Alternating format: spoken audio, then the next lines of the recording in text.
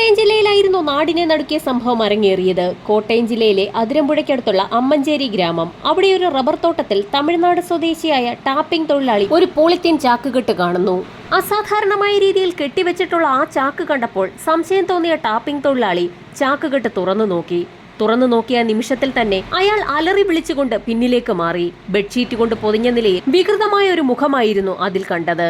ഒരു സ്ത്രീയുടെ മൃതദേഹമാണെന്ന് ഒന്നുകൂടി നോക്കിയപ്പോൾ അയാൾക്ക് മനസ്സിലായി. കഴുത്തിലും കൈകളിലും കരുവാളിച്ച പാടുകൾ, മുഖം നീര് വന്ന് ചീർത്ത് വീർത്ത അവസ്ഥ. അത് മാത്രവുമല്ല, ആ മൃതദേഹത്തിന്റെ വയറുഭാഗം അസാധാരണമായി വീർത്തിരിക്കുന്നു. ഏകദേശം 7-8 മാസം ഗർഭിണിയെന്ന് തോന്നിക്കുന്ന തരത്തിലായിരുന്നു മൃതദേഹം കണ്ടെത്തിയ സ്ഥലത്ത് അക്രമം നടന്നതിന്റെ യാതൊരു ലക്ഷണങ്ങളുമില്ല. ആരാണ് ആ യുവതി? കേരള പോലീസിനെ കുഴപ്പിച്ച ആ ചോദ്യത്തിന് ഉത്തരം തേടിയുള്ള യാത്രയുടെ ചുരുളഴിഞ്ഞപ്പോൾ അന്വേഷണം എത്തി നിന്നത് ഞെട്ടിക്കുന്ന ചില കണ്ടെത്തലുകളിലാണ്. രാവിലെ ടാപ്പിങ്ങിനെത്തിയ തൊഴിലാളിയാണ് ഒരു തിട്ടയുടെ മുകളിലിരുന്ന ചാക്കുകെട്ടും അതിലെ മൃതദേഹവും കണ്ടത്. വിവരമറിഞ്ഞ പോലീസ് സംഘം കുതിച്ചെത്തി.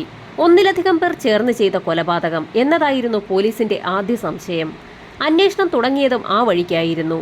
ഒരു യുവതി കൊല്ലപ്പെട്ടു എന്നതല്ലാതെ അവൾ ആരാണെന്നോ എങ്ങനെ ആ മൃതദേഹം അവിടെ എത്തിയെന്നോ ഉള്ള യാതൊരു തെളിവും പോലീസിന് കണ്ടെത്താൻ കഴിഞ്ഞില്ല.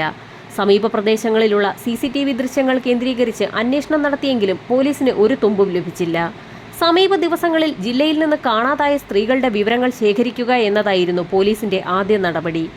സംസ്ഥാനത്തെയും അയൽ സംസ്ഥാനങ്ങളിലെയും മുഴുവൻ പോലീസ് സ്റ്റേഷനുകളിലേക്കും മൃതദേഹത്തിന്റെ ചിത്രം ഉൾപ്പെടെ വിവരങ്ങൾ കൈമാറി. കാണാതായ ചില യുവതികളുടെ ബന്ധുക്കൾ ഫോട്ടോ കണ്ടെത്തിയെങ്കിലും ആരും മൃതദേഹം തിരിച്ചറിഞ്ഞില്ല. കൊല്ലപ്പെട്ട യുവതി ഗർഭിണിയാണെന്നറിഞ്ഞതോടെ ആശുപത്രികൾ കേന്ദ്രീകരിച്ചും പോലീസ് അന്വേഷണം തുടങ്ങി. മൃതദേഹം കണ്ടെത്തിയ പ്രദേശത്തെ 6 മൊബൈൽ ടവറുകളുടെ പരിധിയിൽ നടന്ന ഫോൺ വിളികളും സമീപ വഴികളിലെ CCTV ദൃശ്യങ്ങളുമെല്ലാം പരിശോധിച്ചെങ്കിലും സംശയകരമായി ഒന്നും കണ്ടെത്താൻ പോലീസിന് കഴിഞ്ഞില്ല. ആരാണ് ആ യുവതി? പോലീസിനെ വല്ലാതെ കുഴപ്പിച്ചൊരു ചോദ്യമായിരുന്നു അത്. അതിനുത്തരം കിട്ടാതെ വന്നതോടെയാണ് പെൺകുട്ടിയുടെ മൃതദേഹം പൊതിഞ്ഞുകെട്ടിയ പോളിത്തീൻ ചാക്ക് വിശദമായി പരിശോധിക്കാൻ അന്വേഷണ ഉദ്യോഗസ്ഥർ തീരുമാനിച്ചത്. ചാക്കിലുണ്ടായിരുന്ന ഒരു ബാർകോഡ് പോലീസിന്റെ ശ്രദ്ധയിൽപ്പെട്ടു. ആ ബാർകോഡ് ചുറ്റിപ്പറ്റിയായി പിന്നീടുള്ള അന്വേഷണം അത്രയും. രാജ്യാന്തര കൊറിയർ സേവനങ്ങൾ നൽകുന്ന ഗതി എന്ന കമ്പനിയുടെ ബാർകോഡാണ് അതെന്ന് പോലീസ് സംഘം അന്വേഷണത്തിൽ തിരിച്ചറിഞ്ഞു. ആ നമ്പറിലുള്ള പാഴ്സൽ 1.5 വർഷം മുൻപ് സൗദിയിൽ നിന്ന് അയച്ചതാണെന്നും പോലീസ് അന്വേഷണത്തിൽ കണ്ടെത്തി. പക്ഷേ ആർക്കാണ് അയച്ചതെന്ന വിലാസമില്ലായിരുന്നു.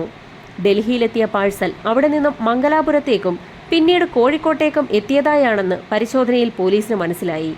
പക്ഷേ അത് കോഴിക്കോട്ട് നിന്നും എവിടേക്ക് പോയെന്ന് മനസ്സിലാകണമെങ്കിൽ അത് കിട്ടിയ ആളിന്റെ മേൽവിലാസം വേണം. കോഴിക്കോട് ഓഫീസ് കമ്പ്യൂട്ടറൈസ്ഡ് അല്ലാത്തതിനാൽ ആ വിലാസം കണ്ടെത്തുക എളുപ്പമായിരുന്നില്ല.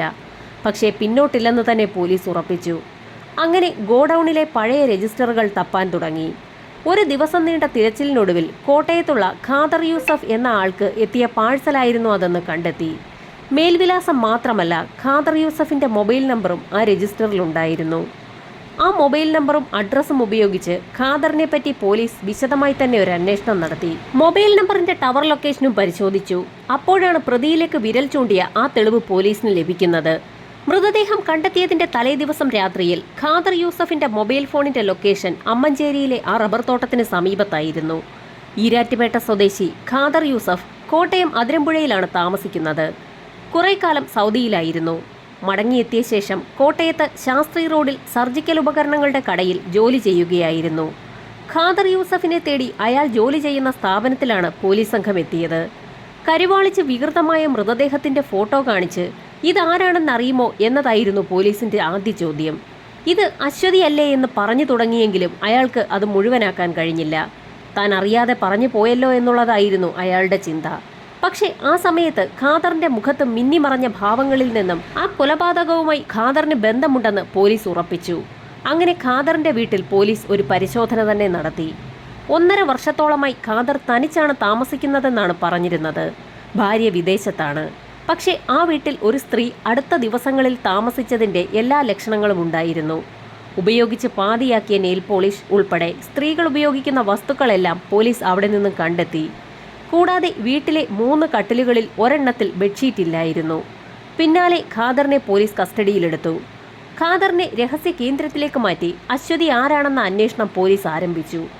അങ്ങനെ അശ്വതിയെ പോലീസ് സംഘം തിരിച്ചറിഞ്ഞു. അതിരമ്പുഴയിൽ ഖാദർ യൂസഫിന്റെ എതിർവശത്തെ വീട്ടിലെ 20കാരിയായിരുന്നു അശ്വതി. 1 വർഷം മുൻപ് പത്തനംതിട്ട ജില്ലയിലെ കോഴഞ്ചേരിയിലെ ബന്ധുവീട്ടിൽ നിന്ന് കാണാതായ ഒരു പെൺകുട്ടിയാണവൾ. ചോദ്യം ചെയ്യലിന്റെ തുടക്കത്തിൽ ഒന്നും അറിയില്ലെന്ന് പറഞ്ഞ് ഒഴിഞ്ഞു മാറിയെങ്കിലും വീട്ടിലെ ഒരു കട്ടിലിലെ ബെഡ്ഷീറ്റ് എവിടെയെന്ന ചോദ്യത്തിന് മുന്നിൽ ഖാദർ ആകെ പതറിപ്പോയി. മൃതദേഹം കണ്ടെത്തിയ പോളിത്തീൻ ചാക്ക് ഖാദറിന്റെ പേരിൽ പാഴ്സൽ പൊതിഞ്ഞു വന്നതാണെന്ന് കൂടി പറഞ്ഞതോടെ മറ്റു വഴികളില്ല എന്ന് അയാൾക്ക് മനസ്സിലായി. അങ്ങനെ അയാൾ കുറ്റം ഏറ്റുപറഞ്ഞു.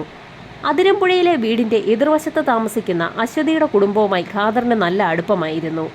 ചിലപ്പോഴൊക്കെ അവിടെ പോവുകയും അശ്വതിയുടെ അച്ഛനോടൊപ്പം മദ്യപിക്കുകയും ചെയ്തിരുന്നു ഖാദർ. പതിയെ പതിയെ അശ്വതിയുമായി ഖാദർ അടുപ്പത്തിലായി. ഖാദർ തനിച്ച് താമസിക്കുന്ന വീട്ടിൽ അശ്വതി നിത്യ സന്ദർശകയുമായി. കുറച്ച് ദിവസങ്ങൾക്ക് ശേഷം കോഴഞ്ചേരിയിലുള്ള ബന്ധുവീട്ടിലേക്ക് അശ്വതി താമസം മാറി. അവിടെ ഒരു തയ്യൽക്കടയിൽ ജോലിക്ക് പോയി തുടങ്ങുകയും ചെയ്തു. അവിടെ നിന്നാണ് അശ്വതിയെ കാണാതെയായത്. പിന്നാലെ അശ്വതിയുടെ അച്ഛൻ വിശ്വനാഥനും ഒരു ബന്ധുവും കൂടി യുവതിയെ കാണാനില്ല എന്ന് ആറന്മുള പോലീസ് സ്റ്റേഷനിൽ പരാതിയും നൽകി. ഏറ്റുമാനൂർ റൂട്ടിലെ ഒരു സ്വകാര്യ ബസ്സിലെ ജീവനക്കാരനും അശ്വതിയും തമ്മിൽ പ്രണയത്തിലായിരുന്നെന്ന് സംശയിച്ച അശ്വതിയുടെ ബന്ധുക്കൾ അയാളുടെ വീട്ടിലെത്തിയും അന്വേഷിച്ചിരുന്നു. എന്നാൽ അന്ന് അശ്വതി മുങ്ങിയത് ഖാദറിന്റെ വീട്ടിലേക്കായിരുന്നു. വലിയ മതിൽക്കെട്ടുള്ള ആ വീടിനുള്ളിൽ 1 വർഷത്തോളം അയാൾ അശ്വതിയെ ഒളിപ്പിച്ച് താമസിപ്പിച്ചു. കാണാതായ മകൾ വീടിന് തൊട്ടുമുൻപിൽ ഒളിച്ചു താമസിക്കുന്നത് അശ്വതിയുടെ കുടുംബമൊട്ട് അറിഞ്ഞതുമില്ല. ഇതിനിടെയാണ് അശ്വതി ഗർഭിണിയായത്. ഗർഭം അലസിപ്പിക്കണമെന്ന് ഖാദർ ആവശ്യപ്പെട്ടെങ്കിലും അശ്വതി സമ്മതിച്ചില്ല. അതേ സമയത്താണ് വിദേശത്ത് ജോലി ചെയ്യുന്ന ഭാര്യ നാട്ടിലേക്ക് വരുന്നെന്ന് ഖാദറിനെ വിളിച്ചറിയിച്ചത്. പിന്നാലെ എങ്ങനെയെങ്കിലും അശ്വതിയെ ഒഴിവാക്കണമെന്നതായി ഖാദറിന്റെ ചിന്ത മുഴുവനും. പക്ഷെ താൻ ഗർഭിണിയാണെന്നും ഈ വീട്ടിൽ തന്നെ താമസിക്കുമെന്നുമായിരുന്നു അശ്വതിയുടെ ഉറച്ച നിലപാട്. അത് ഖാദറിനെ വല്ലാതെ കുഴക്കി. ഗർഭം അലസിപ്പിക്കുന്നതിനെപ്പറ്റി രാത്രിയിൽ അശ്വതിയും ഖാദറും തമ്മിൽ സംസാരമുണ്ടായി. 1ഉം 2ഉം പറഞ്ഞ് വലിയ വാക്കുതർക്കം വരെയായി. അപ്പോഴാണ് ഖാദർ അശ്വതിയെ ആക്രമിക്കുന്നത്. ഹാളിലെ കസേരയിൽ ഇരിക്കുകയായിരുന്ന അശ്വതിയെ ഖാദർ ആദ്യം പുറകിലേക്ക് പിടിച്ചു തള്ളി. ചുമരിൽ തലയിടിച്ച് നിലത്ത് വീണ അശ്വതിയുടെ കഴുത്ത് ഞെരിച്ചു. മൂക്കും വായും പൊത്തിപ്പിടിച്ച് മരണം ഉറപ്പാക്കി. പിന്നാലെ ബെഡ്ഷീറ്റ് എടുത്ത് മൃതദേഹം പൊതിഞ്ഞു. പോളിത്തീൻ ചാക്കിലാക്കി 1 ദിവസം AC മുറിയിൽ സൂക്ഷിച്ചു. പിറ്റേന്ന് രാത്രി 10:30യോടെയാണ് മൃതദേഹവുമായി ഖാദർ പുറത്തിറങ്ങിയത്. കാലിലും കഴുത്തിന്റെ ഭാഗത്തും കയർ കെട്ടി തൂക്കിയെടുത്താണ് മൃതദേഹം കാറിന്റെ ഡിക്കിയിലിട്ടത്. മൃതദേഹം ഉപേക്ഷിക്കാൻ പറ്റിയ സ്ഥലം തിരഞ്ഞ് പല വഴികളിലൂടെയും കാർ ഓടിച്ച് ഖാദർ സഞ്ചരിച്ചു. ഒടുവിലാണ് അമ്മഞ്ചേരിയിലെ റബ്ബർ തോട്ടത്തിലെത്തിയത്. റോഡിൽ മറ്റാരുമില്ലെന്ന് ഉറപ്പാക്കിയ ശേഷം മൃതദേഹം അവിടെ ഉപേക്ഷിച്ചു. കൊലപാതകം നടത്തി 5ാമത്തെ ദിവസമാണ് ഖാദർ യൂസഫ് പിടിയിലാകുന്നത്. കുറ്റസമ്മതം നടത്തിയതോടെ അയാളെ പോലീസ് അറസ്റ്റ് ചെയ്തു. പോലീസ് തന്നിലേക്ക് എത്തില്ലെന്ന് ഉറപ്പിച്ച ഖാദറിന് പക്ഷേ വിനയായത് ആ പോളിത്തീൻ കവറായിരുന്നു. ഇരയെ തിരിച്ചറിഞ്ഞ ശേഷം പ്രതിയെ കണ്ടെത്തുന്നതിന് പകരം പ്രതിയിൽ നിന്ന് ഇരയിലേക്ക് സഞ്ചരിച്ചുവെന്നതാണ് ഈ കേസിന്റെ കൗതുകം. പോളിത്തീൻ ചാക്കിലെ ആ ബാർകോഡ് ഇല്ലായിരുന്നെങ്കിൽ ഒരിക്കലും അന്വേഷണം ഖാദർ യൂസഫിലേക്ക് എത്തുമായിരുന്നില്ല. അയാളെ കണ്ടെത്തിയില്ലെങ്കിൽ ആ മൃതദേഹം ആരുടേതാണെന്നും തിരിച്ചറിയാൻ കഴിയുമായിരുന്നില്ല. ഖാദർ യൂസഫുമായി തെളിവെടുപ്പ് പൂർത്തിയാക്കിയ പോലീസ് സംഘം അന്വേഷണം പൂർത്തിയാക്കി കുറ്റപത്രം കോടതിയിൽ സമർപ്പിച്ചു. കേവലം നിസ്സാരമായി തോന്നിയേക്കാവുന്ന ഒരു ബാർകോഡാണ് ഇവിടെ കേസ് അന്വേഷിക്കാൻ പോലീസ് സംഘത്തിന് ഗുണകരമായത്.